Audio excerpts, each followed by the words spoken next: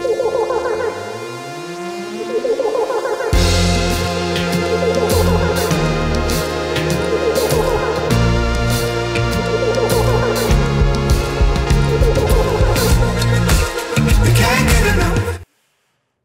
just before lunch, we have Simon Khalaf, CEO of Flurry, much anticipated last year, as I said, was amazing. The age of living mobile. Some of you, or all of you may, hopefully, watch our Flurry Insights on blog.flurry.com.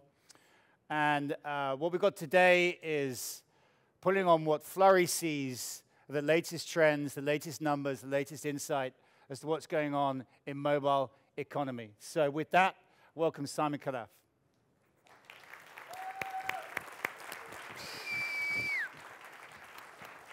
Thank you, sir. Thank you. Thank you, Richard. And thanks for throwing me under the bus this morning. I have to admit, we are the family that did watch Frozen 32 times. And over every device we have. So I wake up every morning thinking about Anna and Elsa, and we are the proud owners of both Anna and Elsa's wardrobe. So that's for my 40-year-old daughter, not for me. So before I dive into a data-packed presentation, I want to take some time to thank our partners and our customers, because last week was a very important milestone for us as a company. We actually crossed 500,000 applications on the Flurry platform. Thank you. So just to give you some perspective, I used to, centuries ago, run the developer relation group at Novell. And when we hit our 10,000 application on the network platform, we celebrated. So it looks like we've added zeros to the right. And that's what the mobile industry is all about. So if you actually look at the past 6 years, we've seen nothing but growth. Last year, we showed you this chart. And what you see here is the number of sessions that Flurry measures on a monthly basis. And that's almost a reflection of what's going on in the industry. And every year we tell you this growth cannot continue, and every year we are proven wrong. So this year we're not going to make any predictions, because you see that last spike at the end, that's March 2014, and it's almost vertical. And with every year, we see a new industry start to get disrupted between music, gaming, media and entertainment, social networking, logistics and travel, retail, and messaging. And every year, that's the start of a new disruption cycle. So last year, I went left to right, from music all the way up. This year, I'm going to work backwards, talk about every segment of the industry. Let's start with messaging. There was a lot of talk this morning about messaging. So last year, so 2012 to 2013, messaging grew 316% year over year in terms of usage and consumption. That compares to a 3-digit growth for the industry overall, 115. So if my math is right, that's almost 2.5 times the industry average. That's insane growth, because they were big numbers to start with. That has created overnight telecommunications companies. That light blue is messaging application. The dark blue is mobile carriers. Do you know how long it takes to build a mobile carrier that can reach 100 million subscribers? 100 years in the case of AT&T. Probably more for others. So these OTT messaging services are now reaching the level of reach that the carriers have reached only in 3 years. They have the reach. They don't have the revenue, but they also don't have the cost. So there was I saw a tweet this morning that said, I look forward to the day when OTTs buy carriers. So that chart is telling you we're heading in that direction. Look at m-commerce. Just from 2012 to 2013, we've seen m-commerce grow from $20 billion in the United States to $33 billion. That's $13 billion of net add That's as big as the mobile gaming industry in 1 year. That's insane amount of growth. 60% year-over-year growth in commerce is huge. Look at travel and logistics. I actually don't remember the last time I booked a ticket from the browser. I actually book it from a mobile application, and it's much, much better. Swipe to buy ticket, and you're on the road. 168% growth the past 3 years. Mobile travel in 2013 reached over $13 billion. There's some magic about this 13 billion, but that's the size of the mobile gaming industry as well. In just 2 years, travel caught up with gaming and is completely being disrupted. In usage, again, it's growing extremely fast, and it's driving everybody to think about the entire travel experience, not just book a ticket. You see applications right now try to travel with the consumer, help you book a ticket, help you book at the hotel, you land in the hotel, hey, can we help you with some restaurant recommendations? So as you travel, you start appreciating that the mobile device has become your travel partner. It's no longer your travel agent who forgets about you the moment you book a ticket. So insane amount of growth in the travel and logistics industry. Next, social. Remember the social era? Remember when social was going to take over everything? We'll take a look at that chart. Again, the light blue is the share of mobile of all the major social platforms. It's been absorbed. They're gone. They have become all mobile. So you look at Facebook, massive social network, 68% is in mobile and growing. Instagram, 98%. Twitter, 86%. Snapchat, all 100%. And Pinterest, 92%. That data is according to Comscore, not according to Flurry Analytics. But that tells you that mobile has completely absorbed social. So it's not a surprise that all the revenues is coming from mobile. Well, no one is using them from the desktop. Then, we're done as an industry disrupting other industry. So we started to disrupt our own. We started with music, we're back to music. So if you look at it, in 2013, there was a very interesting stat by the IFPI, which everybody ignored. Music downloads were down. Digital music down? Physical stayed the same? Well, it has been disrupted by streaming. Mobile disrupting mobile. For the first time, paid streaming crossed $1 billion in revenues. And paid. That's year-over-year growth, that's 51% from an amazing, amazing number. So again, mobile is working industry by industry, disrupting industry by industry.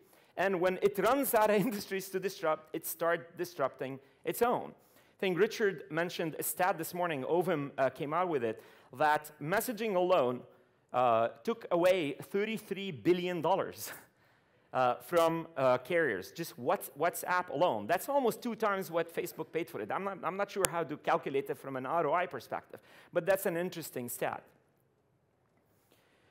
So in terms of how people are using mobile, we put the chart out, this blog out, about mobile time consumption is 86% app and 14% browser, and that created a lot of chatter.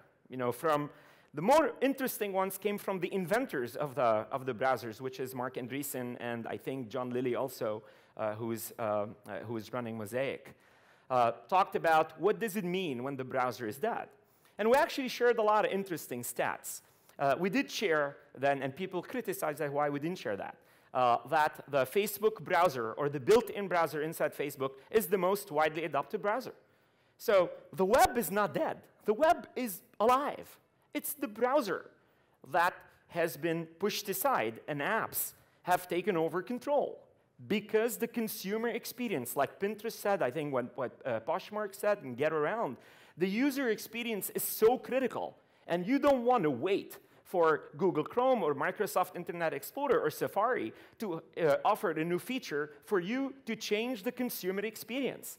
Apps give you complete control. It's a better packaging than the browser. We've taken the web and we better packaged it to deliver a phenomenal user experience. So we use app and mobile interchangeably at Flurry. And we said that 6 years ago. And it happened. And you look at, people talk about wearables. People talk about living mobile. What you see here is the chart usage. It's a day part usage of mobile application, just Flurry, without any extrapolation. And you see that people are on their devices 24/7, 365. I mean, when you look at it, you see productivity apps being used at 4 a.m. in the morning. You see shopping apps being used at 2 a.m. in the morning. That's phenomenal. That's something that has never happened before. It's kind of like you're wearing your devices. You're actually sleeping with your devices. It's the closest thing to the body than bed sheets. And it is reflected in our data. In terms of local versus global, I don't think there's any such thing as local anymore. Mobile is so global. It's amazing. You look at the reach, and that data is just from Flurry. China is now the largest country on Flurry. We don't have anybody in China. We haven't spoken to anybody in China. And we have 30,000, over 30,000, 35,000 applications in China that's giving China reach. And it's 330 million active devices per month. United States is second. And the top 10 countries give us about 1.2 billion unique active devices for a total of 1.375 for the whole world. So it is a global phenomenon. And it's a very interesting phenomenon if you look at what's happening in software.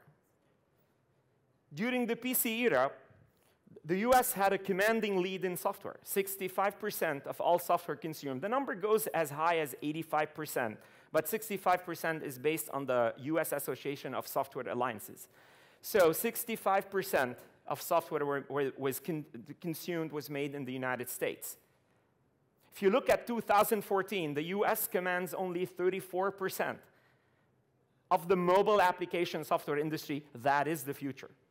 There's several ways to look at this. The first one is the depressed way. Oh my God, we're losing our lead in software.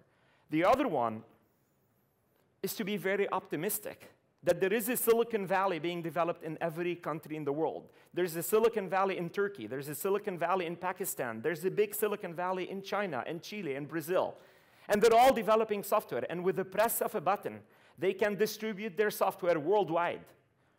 Just to give you a comparison to the PC era, if somebody wanted to put their product inside our network distribution at Novell, it would take us 1.5 years between getting the software, putting it on CD, shrink wrapping it, translating the manual to 34 languages before we were able to put it in the box. The moment it gets installed, it becomes defunct. Right now, with the press of a button, you can list your software on Apple stores in over 50 countries. And that's exactly what you're seeing here. Everybody wants the Silicon Valley dream. So that's the best way to think about this. Let's talk about China a little bit. The Chinese developers, or the Chinese software developer, has export in mind. That's a very interesting trend. What you see here, let's say the UK, this is based on the Flurry data, 16% of time spent in the United Kingdom is in Chinese-made applications. That's up from 0 in 2011. This is fascinating, that a country as large as China, that has a massive workforce, a huge software development organization, is starting to think about exporting software versus importing software. That's an interesting thing, and if you look at it on a year-by-year basis, phenomenal amount of growth. There's a lot of talk about addiction. There's a lot of talk about wearables. What you see here is a very interesting stat from Flurry. We've segmented the audience based on their usage of mobile applications per day. Folks who use it under 16 times, and the premise is a US adult is awake 16 hours a day. People who use it between 16 to 60, and people who use it more than 60 times. If you look at a year-over-year growth of the segments, the fastest segment is what we're labeling the mobile addict. Folks who are using or launching apps more than 60 times a day. Folks, that's a wearable. That is not a device. That's a wearable. So we took a peek into what's the makeup of these people. First, shocker. More females. Females over-indexed 8%. So they were 52% females, 48% males. The average is the reverse, 48-52. If you look at their age, under-indexed 55 and higher, 35 to 44 over-indexed, under-indexed 25 to 34, over-indexed 18 to 24, and 13 to 17. Well, you don't need Flurry to tell you that teenagers are mobile addicts. I mean, I'm sure if you have children, they are addicts. And the college students, I mean, come on, that's like the hub of messaging. What shocked us is the 35 to 54. Then we took it even a deeper dive into the Flurry personas.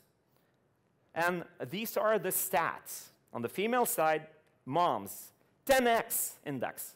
10x is 1,000%, if my math is correct. 7x, parenting and education. They're gamer, sports fan. On the male side, auto enthusiast, parenting and education, gamer, and catalog shopper. So as we started to put a picture of the mobile addict, I stopped and think, and it's like, damn, this is like my household. So I actually, last night, after we had a small reception for this event, I went home. My folks are visiting from LA. I have a 40-year-old daughter and a wife. I actually walked a house of 4 devices, and there's 4 people behind them. 2 iPad minis, 1 iPad, and a smartphone. And those devices are being interchanged by family members.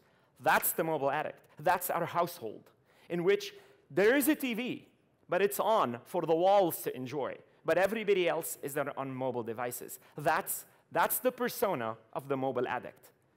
And it grew phenomenally to reach 176 million people last year. That's 4 times the size of the population of Spain. That's 3.2 times the population of France. They're countries. They're not even communities. They are big countries that are glued to their devices.